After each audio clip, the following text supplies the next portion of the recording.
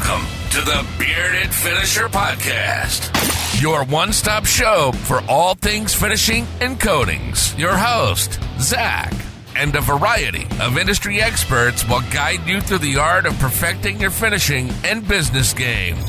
From seasoned pros to fresh faces, get ready for tips, tricks, and trends to elevate your knowledge and business to the next level.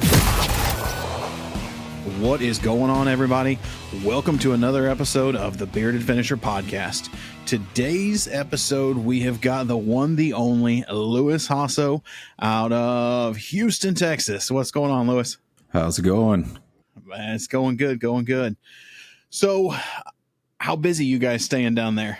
Right now, extremely, man. I mean, it's very multifaceted. So it's even if we're a little slow in one area, typically we're busy in another. So did you guys get settled into your new building all good? Yeah, we're settled in real nice now. And, you know, it's awesome having the space we have and the setup we have has been great. Because you combined everything, right? Now it's like the finishing side and the distribution side's all in one building. Yeah, well, actually, so I had stopped finishing completely. We had shut down that part of our business when I made the decision to, go into the manufacturing / distribution side.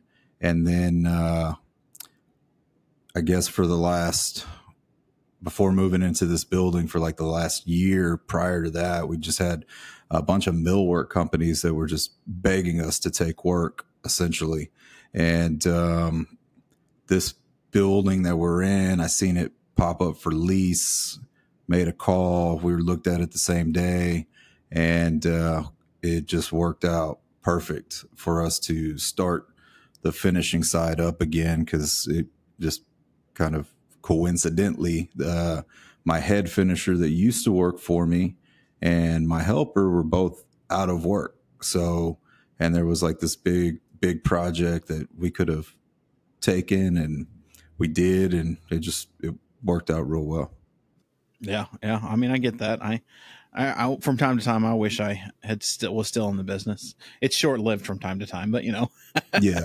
Well, I think what's different or unique is that, we do not do cabinets at all. We refuse to do any residential cabinet work. It's all commercial millwork, mainly, really large wall paneling, parts for restaurants. I think out there right now, we're doing a job for British Petroleum. So we've got reception area tops, and we've got a lot of wall paneling, elevator paneling, casework, trim, stuff like that. That's got to be a nice relief of not having the mundaneness of cabinets every now and then. It's always amazing. Something different. No, absolutely. I mean, cabinets are a huge pain in the ass to me, man. Seriously, people beg us to do them. I'm like, absolutely not, man. It's not worth it. Before I sold, I was in the process of moving to the only way I'm going to do cabinets is if they're flat packed. Mm-hmm. You want to bring me finished panels, doors, I'm fine with that. But I could go the rest of my life without seeing another cabinet box or having to mask one off, because and it takes up so much space. Oh yeah, 100%, man. It's a very it's a hard way to make money for sure. And expectations, That's a whole nother world. I mean, that's a whole nother show in itself, the customer expectations. Yeah. Hey, well, let's, we're kind of kicking it off, kind of let everyone know. I mean, I think a lot of us in this community, we know how you got started, but kind of refresh everyone and what led that into the manufacturing side, and then kind of fill us in on Elite. Yeah, I mean, long story short, I grew up in it. With my grandfather, my dad, my uncles. That's what they did, starting with my grandfather. So that's all I ever knew growing up. It was just a mandatory thing. You're going to work, and it was just refinishing primarily. Lots of whole floors of office furniture is primarily where my grandpa had his bread and butter touch up respray is what we would call it, so executive desk credenzas, just stuff like that. Really, truly wanted nothing to do with it. And then kind of figured out that I could make money from it after going out, doing the adult thing, having kids young. And then I did go to school for collision repair and refinishing. Thought I wanted to paint cars. That was extremely short-lived. Liked it more as a hobby than a job, for sure. But yeah, man, I mean, that's really how I fell back into finishing, and pretty quickly realized that there wasn't many people in our area that were capable of doing the work that we were doing. And it scaled pretty quick. Hurricane Harvey hit, had a falling out with a business partner, a pretty bad one, which ironically now is one of our customers. They've had some really good success on the millwork side. Yeah. So we've kind of rekindled our relationship after my childhood friend, who I think Austin, who was at Surf Prep. He worked for us, right? Me and Austin went to school together, and he worked for us. So that's kind of what. Before that, it was throwing rocks at each other. It was awful because we lived on the same street, so it was very awkward. And then we just kind of like, hey man, let's drop this. We gotta, there's something serious that happened that kind of brought us back together. And like I said, they buy material from us, and we take overflow for their commercial projects. So worked out pretty good. But yeah, I mean, when that happened, I was kind of dabbling with the social media stuff a little bit. I think organically, people were reaching out, right? Just asking questions. How are you doing this? I think I want to do this type of stuff. Wasn't real serious about making videos or anything like that. But once the writing was on the wall that we were shutting down the finishing business, it was then, okay, now what? Right. And I had a business coach who I still work with from time to time, nowhere near as closely as I used to, but it was always, revenue streams with her. Like what's multiple revenue streams. Yeah. How are we doing it? And consulting kind of came about. I had a relationship with Phil Stevenson over at AWFI, and me and him kind of did some stuff together. He had some online program thing that he was trying to push, and it never really panned out, right? But it was good exposure and led to relationships. I made a relationship with Renner because of that. So, I mean, it was extremely beneficial. But yeah, I think that same year when we shut down, I actually got a 40 under 40. That was 2018. And one of my primary goals when I went to Atlanta that year was to speak with some manufacturers about, sales opportunities, marketing opportunities. Ironically, we were kind of talking about Hannah. I had been using Surf Prep, long before I think most people in what we call the bucket and brush industry knew what Surf Prep was. And that was simply by going to those shows. I've been going to these shows since, 2014. And I had to talk to Hannah because I was missing something. It was like I sent them something and I never received it back. I was like, hey, and we just kind of kicked up this conversation. And it was like, oh, hey, by the way, I think there's a ton of opportunity within the bucket and brush market for the product. And, one thing really led to another. It was really, for me, it was the perfect opportunity. There was real short conversations. I feel like everything happened like within 1 month. I told Hannah, I was like, let me put a video out there and just see what the response was. And I don't think anyone in these internet groups honestly had ever seen a surf prep sander or the foam abrasive. And it just went crazy. I mean, it went crazy. And I got on the conference call with Skylar and Hannah, and they got me a flight to come out to California. And before that, we were just kind of coming up with a plan. They were not selling, direct to consumer. It was all through industrial distribution at that point. And it just worked out, man. I was able to, lock in a contract with them, a commission agreement with them. They ended up bringing me on as their national sales and marketing director. I hired Austin once we kind of realized that the sales it was a rocket ship, man. It was a thing of beauty. Truly. It exploded fast. No, it did, man. And so that was awesome for me personally, financially, and for my family, for my mental health, everything, just going from that contracting world that I tell people all the time, man, I got PTSD from that shit, and I'm not lying, like I started getting like, yeah, it's not fun all the time. Right there with you. Yeah. You hear customers start complaining and you're just like, oh shit. Oh yeah. Yeah. You hear your phone ding at 8:00 at night and you're like, oh, whoa, hopefully that's not the customer I'm expecting to get a check from tomorrow, So yeah, I mean, and through that time period, like I said, I had identified a few manufacturers, the other one being like Apollo HVLP, John DeRock. He's been awesome for me too. At this point we're such good friends, and again, he gave me a lot of exclusivity, and we worked hand in hand, on the marketing side, on the e-commerce side, just sales strategy in general to help him scale that product. And then of course there was Renner, right? And Renner is one of those things where it was kind of an awkward, for me. They made me an offer really early on and I declined it. And, hindsight, it's probably one of the bigger mistakes, but not really, right? I mean, we have a great relationship with them, and it's our core product in the store. It's what pays all the bills.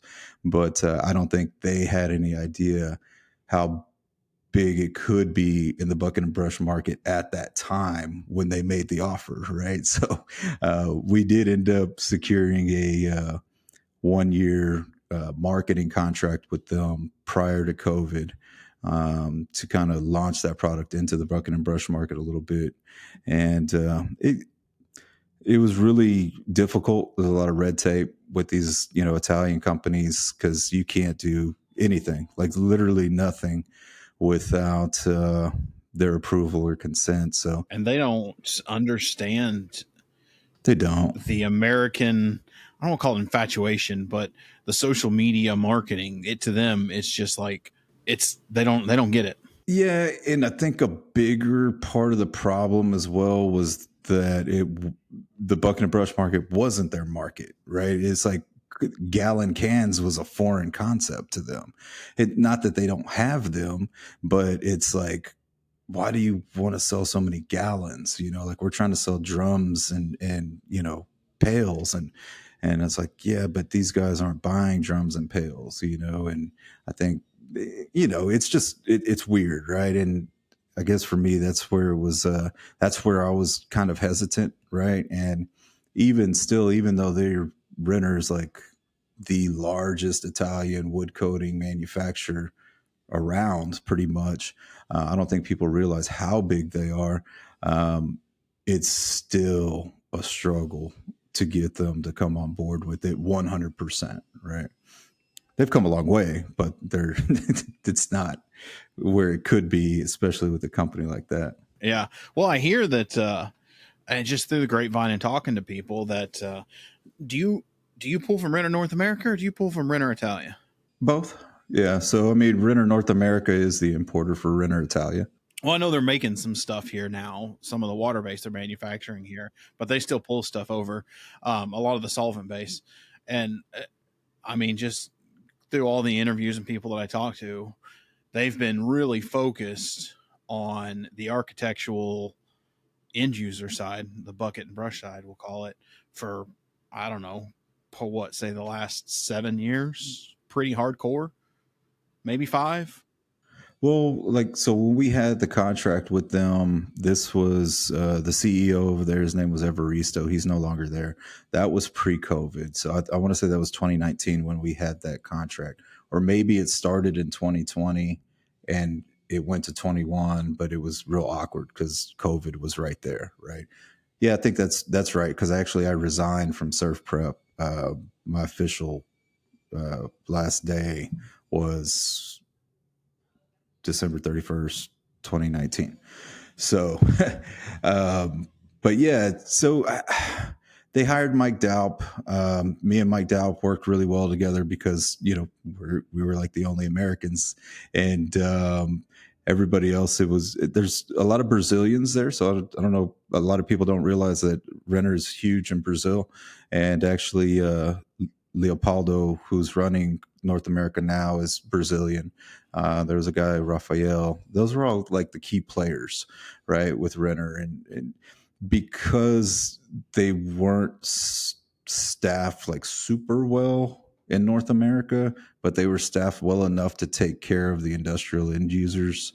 I think it's one of those things when we talk about cultural things. It's like, hey, why are we going to invest more money in this particular thing when we know the potential on the other side? I mean, yeah, not rumor, but I've heard some rumblings about them moving their focus starting next year more industrial, going for more large OEM, still maintaining and working on the residential architectural side, but really making a push for, let's say, you know, the other large Italian manufacturer that starts with an I, you know, the big conglomerate, going after that side a little more. And I think it's always kind of been that way, man. Honestly, I mean, that's because I've known of Renner for a lot longer than when I met them personally, because Marco Buffetti, who was the importer of Renner over 20 years ago, he actually was cross-docking and docking material here in Texas, because their largest market and end user is industrial plantation shutter manufacturers. So some of the, like the Sunland Shutters and the Houston Shutter Companies, Texas Shutters, you know, a lot of those people, ironically, are here in Houston or very close. So that's a major business for him. And he's one of those people that I met at one of the shows, and he's like, "Oh, you're in Houston, and I have a location." I'm like, "What?" And it was a location. It wasn't like a retail location, right? It's just, I have a warehouse here. And so I had known of Renner. And when I started going to the Renner factory, I want to say in North America, in Charlotte, that was like probably 2018 when I first went to Renner Charlotte. And it was cool because they actually bought the building that used to be SEM, which is huge in automotive. So I was like, y'all have the infrastructure in place. You know, this is cool. And then once I started learning more about them as a company, I don't think people realize, like, they do have some massive, you know, like Steelcase. Steelcase is one of their customers. They're the largest office furniture manufacturer in the country, if not the world. You know, I didn't know Steelcase was them. That's impressive. Man, they're huge, dude. I mean, that's what I'm saying. People have zero clue how big Renner really is because they're only thinking on the bucket and brush side. But no, they're a major player in OEM, especially in UV. I mean, and I want to say they do a lot of UV, and I mean, hardly anyone knows about their solvent side. I mean, I want to know, does Marco doesn't bring in their solvent, does he? So it's funny. We were talking about it today because I got a pallet of solvent stuff because it's been a big kind of topic for us. You know, for Marco, it's tough because he's in California, right? And the restrictions and everything over there are significantly different. Well, here, you know, solvent is, especially in these OEM settings, it's 90% of the market or more. You know, water base is brand new. So I mean, when you're going into these bigger millwork shops and stuff, like the stuff you're not seeing on the internet, our day to day, people do not realize it's still CV. Like we're selling against CV all day, every day.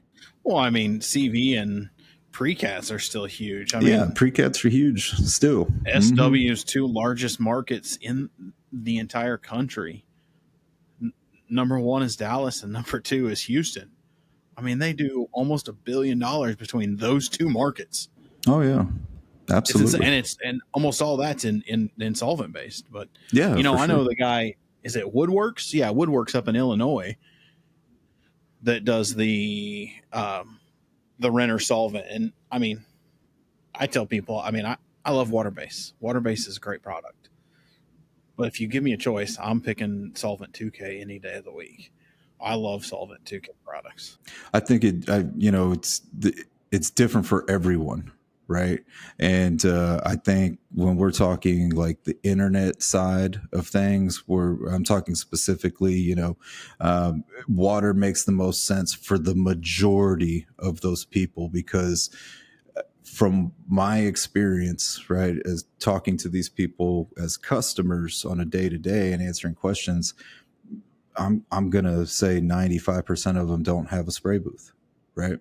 They're spraying in a shop or a garage with fans, or they're spraying in somebody's house, and in that situation, never in a million years would I recommend a solvent product to that end Oh yeah. user.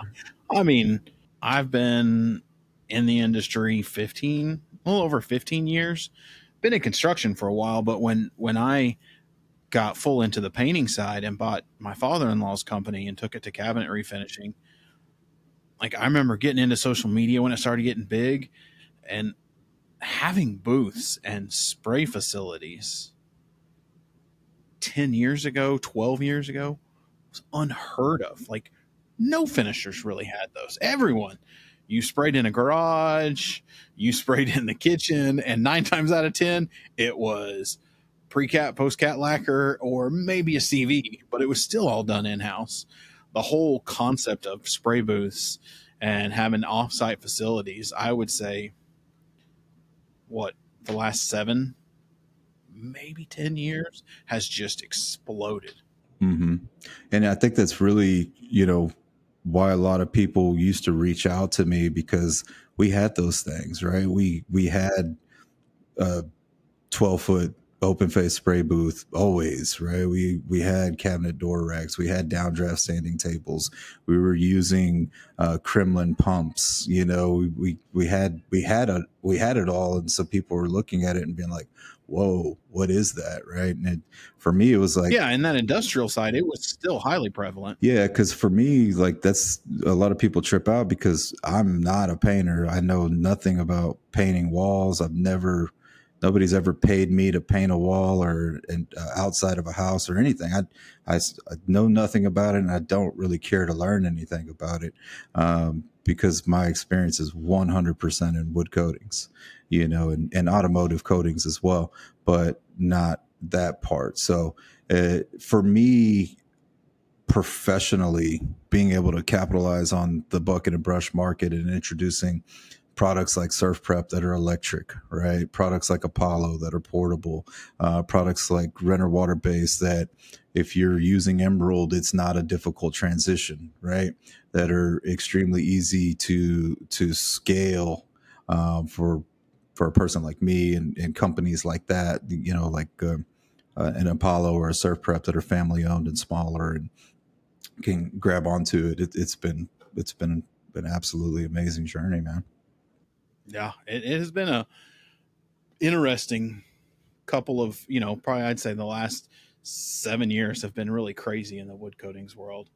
And I mean, being an applicator and going to like kind of like you were, did more residential stuff, but then going to the manufacturing side, like I don't know about you, but it's eye opening. Like Oh yeah, absolutely. it's a whole nother world on the manufacturing side, and it makes, I don't know, I feel like it's easier for guys like us who have been on the user side to being on the manufacturer side that then one help the users or get distributors to understand and end users to understand that it's not all sunshines and rainbows over here. I mean, no coding is perfect. Stuff's going to mess up, but being able to talk the talk and walk the walk really gives you a huge advantage in this business, that you're not, you know, a kid out there with slacks on selling paint. Yeah, I mean, it's, I kind of live by the motto, do the right thing and the right thing will happen. I mean, I can confidently say that I've never tried to push anything that I know wouldn't work on anybody. You know what I mean? So you see a lot of it. I mean, I don't know. I guess for me, it's usually I don't understand how everybody thinks. For me, this is a job, right? It's my hobby is messing with hot rods and stuff like that. It's not like let's try everything under the sun, right? It's like how can we utilize these products to make more money in our business? Period, right? And Yeah, maybe let's I've create gotten a system and make it more efficient. That's it, man. I mean, and make money to support the family, right? And you know, that's again, you see so many like this and this and this, and what about this thing? And what about that? And what about this thing? And it's like, good luck, guys. Good luck. I mean, Seriously. what I usually just guys that, and I've said it on a couple other episodes, but I stress it so much. I'm just like, find a system that works for you. You have to. And lean it out the best you can and make yourself perfect at that product. Quit jumping from product to product, from job to job. If someone's got a shiny whistle over here, your whistle's working perfect. You don't need a new whistle. I mean, I think that's the part that gets so crazy. Like, oh yeah, I've been using, 643 and 745 for 10 years. And, Icaro came into town 3 months ago. And I'm like, so why are you doing it? I mean, yeah, play with it. That's fine. But why are you doing a kitchen with it? You know how this product over here works perfectly. No, That's absolutely. the one that gets me. I mean, I started with Circa. I played with some other stuff, but man, I could make Circa look amazing. They took care of me. That's what I used. I mean, yeah, I knew about the other products, but you just find the system that works and go with it. Yeah, absolutely. 100%. That's anything in business, right? I mean, it's you could have a different website hosting company because they say they have this additional feature, but come on, like that's how I look at it, man. Yeah, I mean, that's a good way. Yeah. Yeah, I mean it's anything, but that's such a critical component of that particular service company is the materials used, the serviceability. It's that's stuff that you shouldn't mess with unless you have somebody holding your hand that's gonna. Yeah, I mean that's what I tell my customers, and I think all of my customers know. And I do this. I make myself available every day to all of my employees and my customers. So I try not to put. I just make sure I'm available, right? No matter what I'm doing, and it's nice being under one roof now. But my customers know if they mess something up, I'll go out there and fix it with you. There's nothing that you're going to do that I can't confidently fix, and it hasn't really happened many times because I've been doing this for 4 years now. And I can count on one hand how many times it's happened, out of hundreds of customers, so it's, we're confident in the product, and our main thing is we do not overcomplicate it. You see so many people try to overcomplicate it and make it like it's some special thing. I'm like, nah, it's self-leveling water-based paint is what it is. Just use it like that. That's what it is. If we're talking CV or 2K acrylic, that's a different story. Completely different story. Well, I mean, it's like most manufacturers, the manufacturing rule of thumb is you want to make 80% of the people who use the product out of the bucket. That's the goal in a distribution product. Yeah, and there's some caveats to that, but ultimately they are designing it so 80% of the people who buy it can use it without any modification. Mm-hmm. Before you do any doctoring, just spray it. Put it in a gun and go. See what happens. Yeah, that's it. But you're right. People do like to make it difficult. I have customers that walk in the store that have known about Renner products for a couple of years, local people. They're like, I think I'm finally ready to try it. I'm like, what have you been waiting on? Well, I'm just intimidated by it because I don't want to use a 2K. Then don't use a 2K. What are you using now? Emerald. Great. Here's a 1K product that's worlds above what you're currently using, and it's easier to use. You know, like the issues you have right now with Emerald, you will not have them with this product. So I don't know what you've been waiting on, man. You know? So every day, dude, I'm not lying. I mean, it happens. I dabbled in a little bit, like with Circa, because I could tent in Oklahoma. It's like, all right, I'll bring it in and make colors for people and sell it.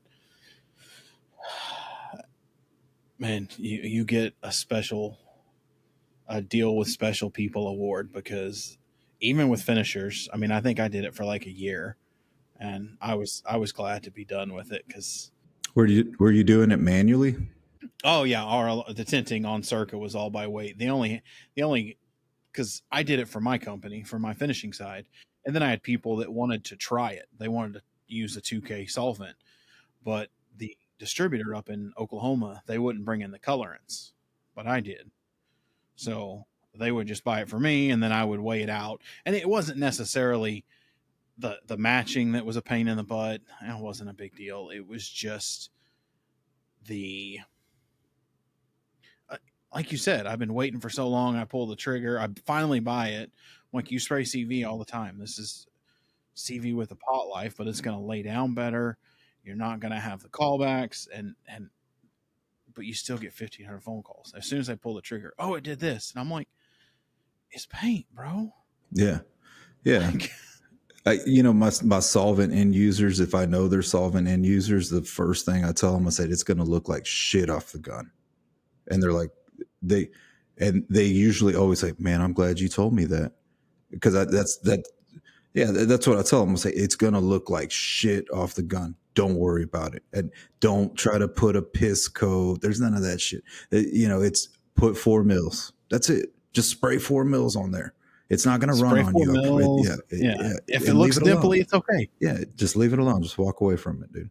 And like I said, don't overcomplicate it. And when we tell them that, usually we don't get the call back, or the call about it, because we already know, and I joke with people, my staff, they're not experienced finishers at all, right? None of them, but they all know, like, I don't answer the phone.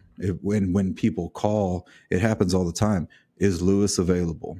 And I always tell them, I'm not, because, and it's simply because I want them to handle that. We have a higher call volume. Fortunately, now after 4 years, we have a high call volume. We have people walking into the store, and I'm like, look, we don't have that many SKUs, guys. And all the products are relatively the same. We just need to know how they're applying it, right? And basic information. And it usually takes somebody about a month until they're confident enough to truly walk through with a end user the product offering that we have. And again, with zero, experience. So like Matt's been working with me. He's our general manager, but he's been working with me since we had the finish shop. And you would think the guy's been a finisher for 30 years or something when you talk to him. And the reality is he's probably only picked up a spray gun like twice, And when he does, he's like, oh, what am I doing? I'm like, dude, you talk to people every single day about this. Like, what are you talking about? Why do you want me to spray? The same stuff that you talk about. Just do it. Do it. Yeah, just do it. So, it's funny. But that's pretty good. Yeah. Yeah, I mean, I think the biggest part on the distribution side, like people don't realize how big of an investment it was for us to do it all the way, right? Um, I think that for me, I got extremely fortunate during COVID. Had the hand sanitizer sales that were in the seven figures within 1 month, and was, sitting on a lot of cash. And I made the decision because I was traveling a ton with Surf Prep. I was fortunate to see the country and travel side by side with Skylar and learn just more things. And I'm forever grateful for the things I've learned working with them. When you're on the road with somebody, you get to know them really, really well. Really And well. yeah. And but my daughter's 7 right now. And so she was even younger then. And it was just, once she got to the point where she was upset that I was leaving, I was just like, that was my opportunity to say, okay, I'm going to set up shop here in Houston because there's not really anybody doing it. There's not really anyone at all that's focused on water. And we're going to be that company. And it cost me $300,000, and it's a lot, Yeah, because you it's no can't. small feat to get into that distribution world, and you No. don't have you're doing it on the world of 100% independent. Like, I mean, you're not partnering with a big manufacturer that's going to give you credit. Like, it's all on you. Well, we had credit for 30 days, Yeah, but it's like it's 30 days. And if it didn't sell, you owe us that money. And, people don't realize the carrying cost, right? Like, oh, hey, why don't you get this? And why don't you get that? And then you ask them, well, how much do you want? A gallon? Like, come I have to buy way more than a gallon. Then I have to buy every single sheen, and I have to buy clear base, and I have to buy white base. And, it costs me a whole lot of money for you to try 1 gallon. So we're going to stock the SKUs that we know sell day in and day out, and that we can confidently tint, because I have to have $150,000 worth of inventory on my shelf so that I can fill most orders. Right. And it's a big, and that's not even a lot of money in inventory compared to other people, right? But that's what it takes. And the yeah. You get into some of those $30,000 stores. tinters, and oh yeah, man, absolutely. I The remember shakers. And a buddy of mine owns a paint distribution company in Oklahoma. Good friends of mine, and we used to, go play golf or go to the club and hang out after work. And he was always, this is when I was the end user, but he was always busting my chops. He was like, would you just stop wanting new products? Just use the crap that we have.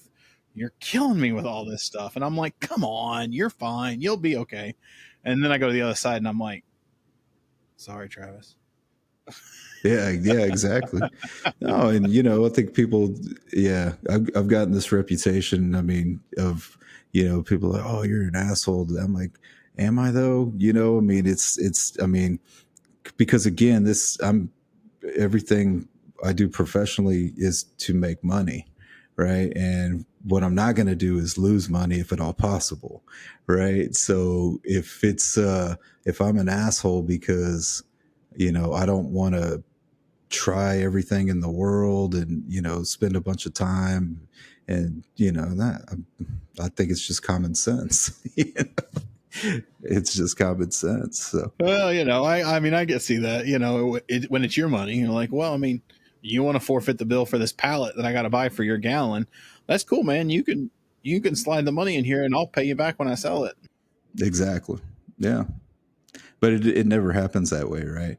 Or we do something and we end up sitting on the inventory because nobody buys it. And it's, man, I can't tell you how many people come in here and talk about high gloss, right? Because we do a lot of gloss work. you know I personally do a lot of gloss work, and so people come in here and do it, and I'm like, okay, what's the scope of the job? Oh, well, no, I just want to learn how to do it. And it's like, uh, okay, but so what do you want me to do? You want me to sell you some product? I'll do that, but if you want me to teach you how to do high gloss, I can't do it in a day or two. Right. I mean, it took me realistically, and I still feel like I'm still learning how to polish. Right. I mean, I'm good at polishing, but um, I'm constantly learning new techniques on polishing. And people don't understand, like, that's the biggest part of it, right? If we're talking high gloss, completely flat, it doesn't look like that off the gun. It'll look close on Instagram. Yeah, on Instagram it looks like it is, but when you get up on it, it's got texture always if it's off the gun. So it has to be Well, that's polished. why people used to ask me all the time, how do you do that? And, I see guys doing all this high gloss stuff and they say off the gun. I'm like, well, yeah, it looks good. But I don't know anyone who's high end finisher that will do off the gun, wet look, piano black. What? No one's going to do it. They're all going to cut and polish it. So if you're going to do high gloss, you got to invest in some polishing equipment. Go get you some Rupes, or if you want to do Mirka, whatever, but you've got to cut and polish it if you're going to get a true high gloss look. I mean, there's just no way around it.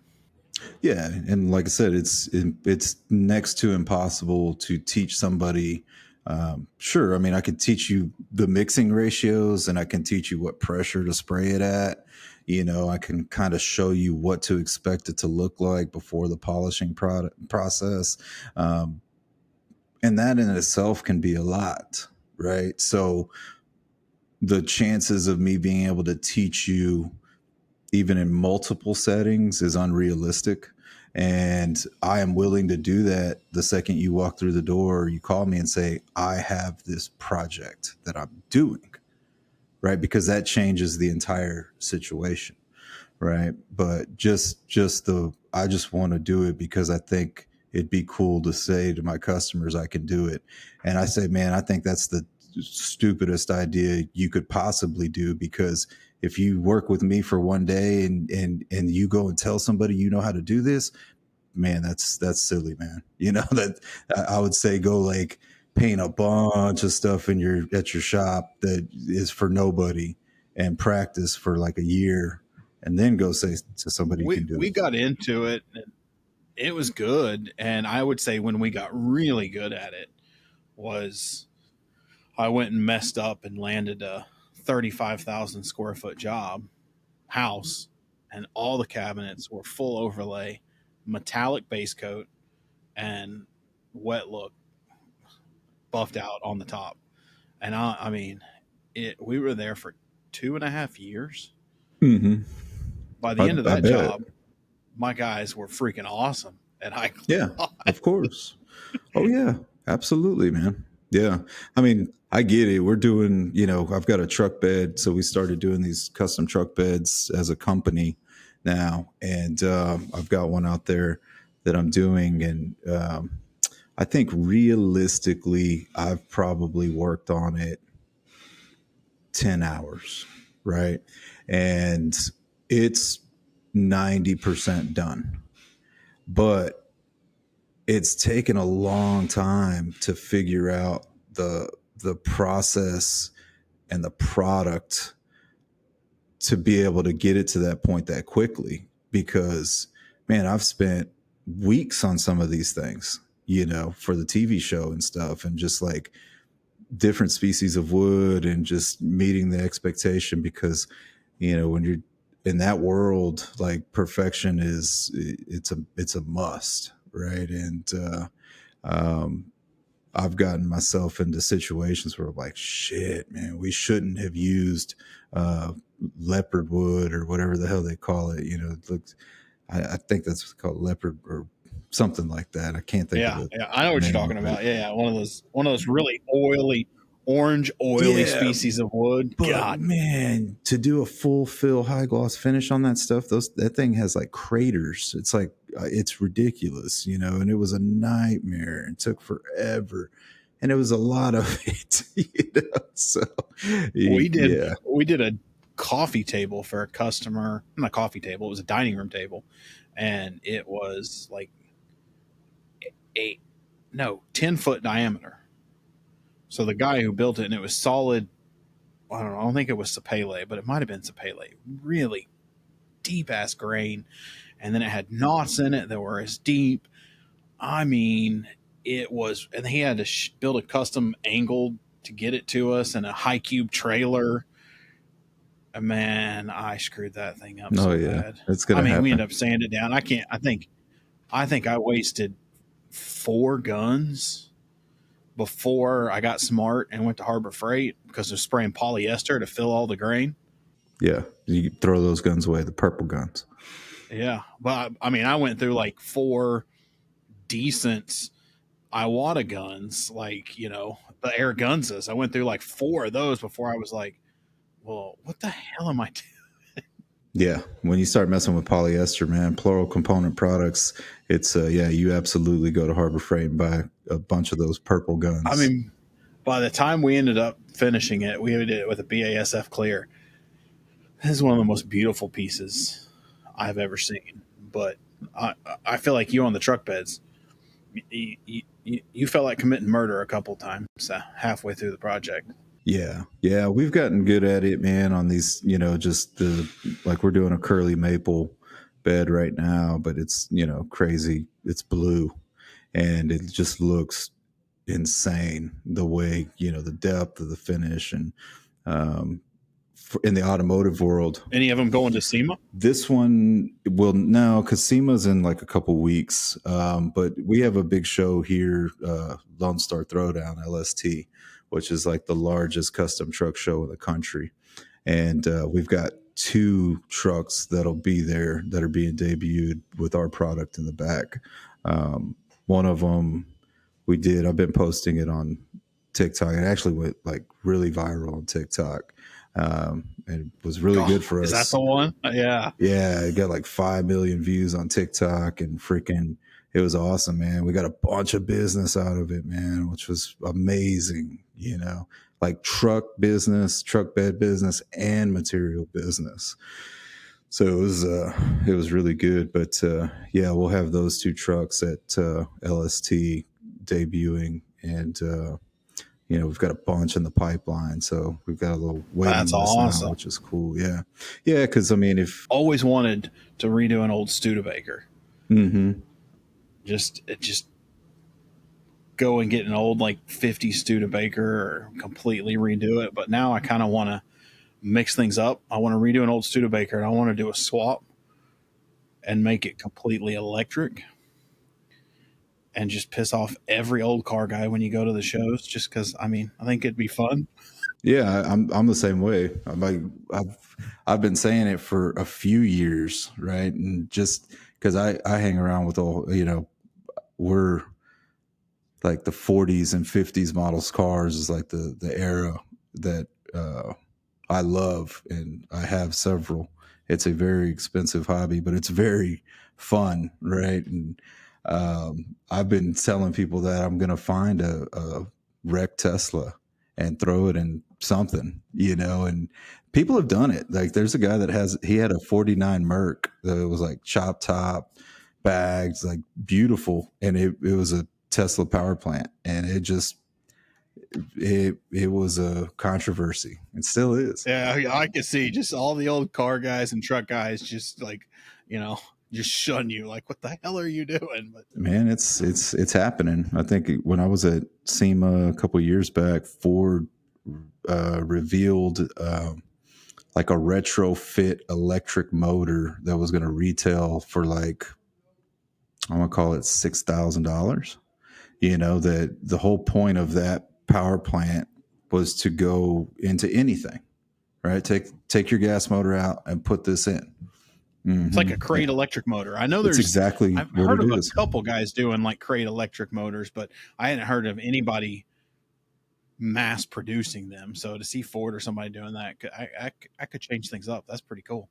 Yeah, and I think the only thing is like if your car has to have independent suspension all around, right? So, because it can't be like straight axle. It has to be whatever, independent all the way around. But yeah, I mean, that's coming, man. That world's coming. But, you know, for me with the truck beds, it's been cool because you can go to all these shows. I've been to SEMA multiple times. I try to go to as many car shows as I can. But when you look at these classic trucks and you look at the bed, man, they fail miserably every single time. And I mean, it's like the worst part of them because no one ever cares about it. oh, I know. And that's when I got, you know, wrapped up with the TV show, because I've known the guy, Bill, that has the show. I've known him since, hell, he bagged a truck for me when I was 18, you know, and I was talking to another buddy of mine, Heath, that was on the show. He's like, man, you got to go over there. You got to start doing this. And once I started watching the show, and I was like, oh my God, dude, he just put Minwax poly shades on this freaking $250,000 truck, you know? And I was like, no way, man. And I was like, yeah, Heath, let's do this, man. Let's talk to Bill. Cause, yeah, I can help y'all out in a big way, you know? And We can change the game on that. we have, man. We have, for real, because you see so many more people now trying to step it up, and you know, once we put work out at that level, it's just another thing. You know, it's another thing to be judged on, and it's good because there's not a lot of people that know how to do it. So No, that's awesome, man. Yeah, like your video, I was going to kind of hit on that, like. And you know, I know we're getting in there. Just like I knew as soon as we got on it, we were just going to start talking. And hour's going to be up in like 5 minutes. Like your social media, like I mean, what kind of strategy have you guys been using to get where you're at, or is it just like lately we lucky? Well, no. So, I mean, I'll say at first, when I first started doing like YouTube and stuff, I'm going to call it strategic, but minimalist, right? Because my thing has always been like, there's no point in me making 10 videos about the same thing. Like, we're going to try to make one or two really good videos that have all the information and leave it alone. Right. And if you go to like our YouTube channel, I don't even know, my kids know better how many followers or whatever, but I know it works because we get business from it. Like, we hear it all the time. And I'm like, man, that's like a 6-year-old video, you know, and that's awesome that it's still getting us business. On like Instagram and Facebook, for me, it's personally, it's been like a balancing act, I'm going to call it, because we have the store and I'm trying not to mix like my personal stuff with the store stuff as much as possible. On TikTok, it's been like, I don't care. We have nothing to lose and everything to gain. So it's like, we're throwing everything at it, and it's work, man. I think we have like 35,000 followers on TikTok right now, all organically. You know, there's not anything paid, or, you know, we're not sitting here like, it's just like, just throw shit at the wall and see what sticks, you know. And when something sticks, let's keep harping on it, you know, like, let's just keep on going with it until it stops. And, you know, That's nuts, man. You guys have been hella successful on social media. yeah, I mean, and again, man, it wasn't like, I knew there was no money to be made as like an influencer, right? But there was definitely money to be made on the product side if done properly, you know. So I've always kept that at the forefront, you know, knowing that there's not enough people that find what we're doing interesting enough to pay my bills. So it has to be product related, and it always has to be, the main goal is to sell product. It always has to be that, you know, which should be anybody listening, right? Like, it should be anybody listening. I think if you're a painting contractor or a finisher and your content isn't speaking directly to a homeowner about you're doing you're not making the right content. It's interesting because I tell guys all the time, I said the content is extremely important, but people buy from people. They do. So they don't just want to see your cabinets. They want to see you talking about the cabinets. That's what they want to see. They don't want to see pictures and to videos. Put some audio behind it that gets a lot of attention, but you got to be in front of the camera talking. And if you don't like being in front of the camera talking, you got to find someone who can be the face of the company, because on social media, that's all they're buying from, is whoever's on the other side of that camera.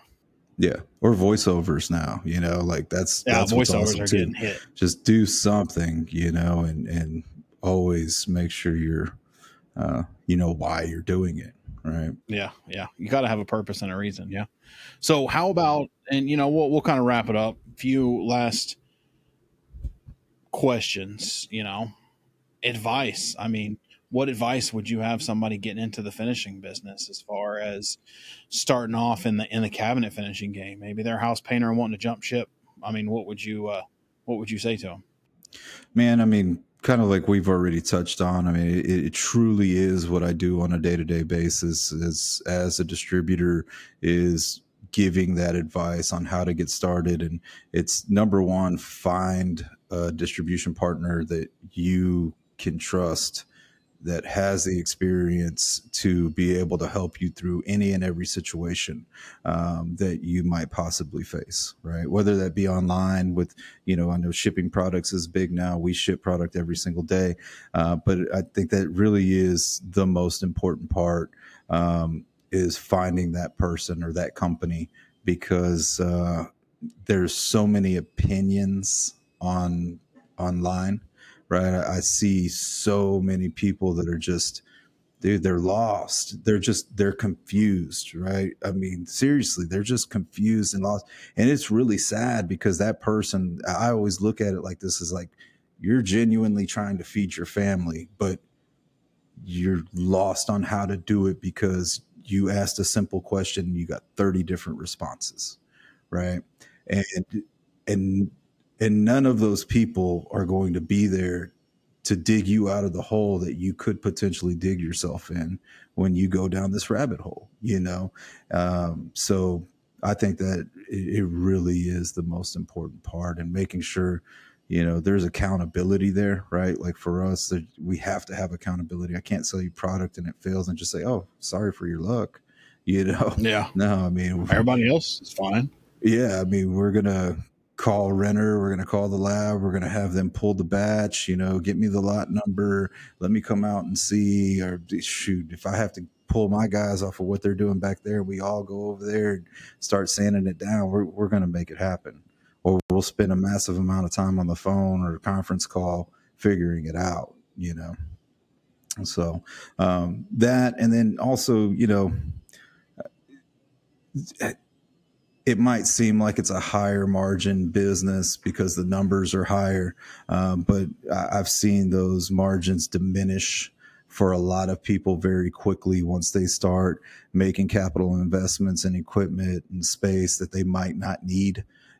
Really have a plan, a growth, a scale strategy to slowly grow that business, let that business make some money for a little while, and when I say a little while, 1 or 2, 3 years, before you start making big decisions, because you did 10 cabinet jobs, like that's great. Congratulations. That's amazing. But it doesn't mean you need to go spend 50 grand on stuff, and just deplete all of your working capital and hire and do this and do that. You don't need it, I had my father-in-law was a big mentor to me getting into this business, and his rule of thumb was always, when you come to a job and you're like, oh yeah, we need that, you just stop and you say, can I do it without it? Without it, yeah. If you can do the job without it, then do it. Mm-hmm. Yeah. There's no reason to spend the money. But if you absolutely can't do the job without it, then make the investment. And what you'll find is 90% of the time, you can do the job without it. Oh yeah, 100%, man. This has happened honestly. So we've got 2 big jobs that are being discussed right now, and then my dad has a big job, and it's real funny because one of my guys he was out for 2 months, personal situation. And I actually brought in one of my customers, his name's Jason Badger, to kind of fill in while Jose was out. And Jason is a military vet that started like a painting / finishing company, but he's a one-man show. And he doesn't have the experience with staining and finishing. So it was a really good opportunity for him. But in that time, like 2 big projects came up. One's like a massive mega church. When we looked at the takeoffs, I mean, it's huge. It looks like a sports arena or something. And the millwork company's like, we're going to have 3 PMs on this project for 2.5 years. And it is just a massive amount of millwork for y'all to finish. And him and Matt sat here at I call it my office now. It's our conference room, but I had an office back there, and I never even moved my desk in. And everybody's like, "You're never going to get." It's like, when we get a conference table, I'm just going to sit there, So, but anyways, they sat here for 3 days and calculated out all the square footage and everything. But it's real funny when I hear them. They're like, "Man, we're going to need like this many people, and we're going to need." I'm like, "Nah, no, we don't. No, we don't." And then my dad, the same thing. He's like bidding this $28 million home that's getting built. And he's like, "Oh man, I gotta get this many people, and I gotta get this, and I gotta do that." And I'm like, man, every time I've ever seen that happen, usually what happens, you get all these people, and then everybody's kind of real busy for a little bit of the time, and then people are standing around, and you're losing money, right? When you could have just said, "Let's go do it, what we can do," instead of like freaking out because it's a big job. I always look, a big deal is the same as a little deal, right? It's just, it might take Just a got little some bit more longer. zeros behind it. That's it. And it might take a little bit longer. Maybe we do need one more person or something, but we don't need But you hire them when you need additional them. people. Exactly. Well, my wife's and she runs government contractor. She runs a big $3 billion program, and they won it from the government. And same thing, she's got all these engineers, and they're like, based on these drawings, based on this time frame, we need to hire 60 engineers. And she's like, no, we don't. Let's just get started and see where we're at. Yeah, that's what you have to do. Break it up in little pieces, Yeah. How do you eat an elephant? One bite at a time. Yeah. Exactly, man. So yeah. Well, how about final question, and we'll wrap it up. I know you got other stuff going on. Like I said, I ask everybody this question. It gets me some interesting ones, and some people are like, I don't know. What's Lewis outside a passion or a hobby that the finishing community might find catch them off guard, or something that you do when you're not working, as little time as that may be? Yeah, I don't think it would catch anybody off guard, because I mean it's cars, right? It's a running joke around here, because every store or shop we've had, we've never put a sign out front. So the running joke is like, "What do y'all do?" Right? Because we get people that come in all the time that are like, "Hey, what do y'all do? Are you an upholstery shop? Are you a car shop?" Because we have, all my buddies we're all hot rodders and shit, and so we always have old cars. You always have the random parking lot. People are like, what the crap is going on in there? What is going on there? And then you always see vans, right? There's tons of vans out front all the time, all the painting contractors and stuff. So, but no, man, I mean, cars are kind of like my passion. And it's cool because my sons, like, we painted my son's truck last week or 2 weeks ago.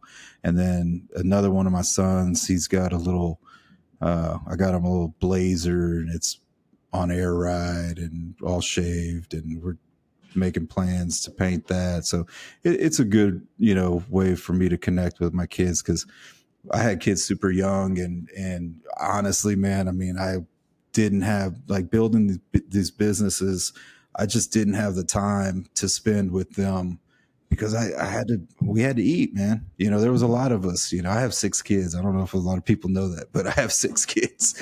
So Did not know you had 6 yeah, kids. Yeah. So it's, it's always been hustle, always, just That's a lot of mouths to feed. Yeah, man. You want your kids to have a better life than you had, and so I always made we didn't move around. They didn't move around a lot. They might think I'm an asshole, and dad was never there type of stuff, but they've learned a lot. I can tell you that. And I've tried to do the best I can. And now it's kind of our opportunity to bond over cars and stuff. That's cool though. That's pretty awesome, man. Yeah. Well, hey, before we go, shoot out socials. I know almost everyone's following you, but might catch the one person who's not, that we need to get. No, for sure, man. So Fine Finish Supply is, the supply company. If you need technical support, if you have product questions, even if it's not myself, my staff will help you. We've got Matt, Juana, Diana, Myra, all of them can help you. And if they can't, they will get me. I'm usually here. And it's Fine Finish Supply for everything, and I think on TikTok you can find me at Louis Jasso, LouisJasso. Awesome. Louis, man, I appreciate you coming on. I know we've tried to do this a couple times. I'm glad we were able to knock it out. Some killer talks there, good words of wisdom. Man, that's about it, man. I appreciate you and everything that you guys are doing for the industry. All right, guys. Make sure you're subscribing to the videos. Make sure you're following us on all those podcast platforms. Your podcast is out. What's your podcast? The Fine Finish Podcast. Fine Finish Podcast. Yeah, get on there. Listen, check out his podcast. Thank you for coming on. Stay tuned next week. We got more guests coming up. Everybody have a good one. Later. And that's a wrap on this episode of the Bearded Finisher Podcast. We thank everyone for joining. Keep hustling, keep learning, and never settle for anything less than your best. Remember, the path to perfection is a journey, not a destination. Until next time.